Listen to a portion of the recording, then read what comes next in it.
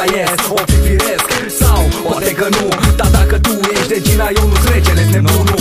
Nu mă vrei sau poate că da, pentru că lângă mine te vei trezi dimineața, neața. Ai iubit o nouă zi împreună, vrei să zbori, hai vino, ia-mă de mână.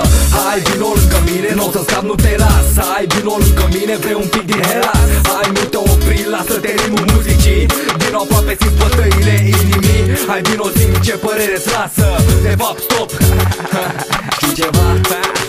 Ce? Nici măcar nu-mi pasă. Hai, hai, hai. Hai vino, hai vino, hai vino, hai vino, hai vino, hai vino, hai vino, hai vino. Să vezi ce îți pot da, nu renunța, vreau alitarea ta.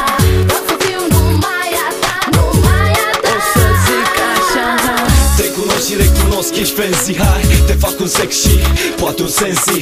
Dacă facem cunoștință, vin să te cuceresc, înnebunesc, ce ființă. Te iau de mână până să zic că ești bună, ești bună. Vrei să ne combinăm o lună sau poate o săptămână, sau dacă vrei hârtii. Nu garantez fetițo nici măcar o zi de zi. Poți să vii dacă vrei, dacă poți. Vreau să văd cât reziști oare, câte nopți. Și mă întreb într-una, oare este rău când mă gândesc ce gust poate avea parfumul tău. Vorbești cu mine, sunt pierdut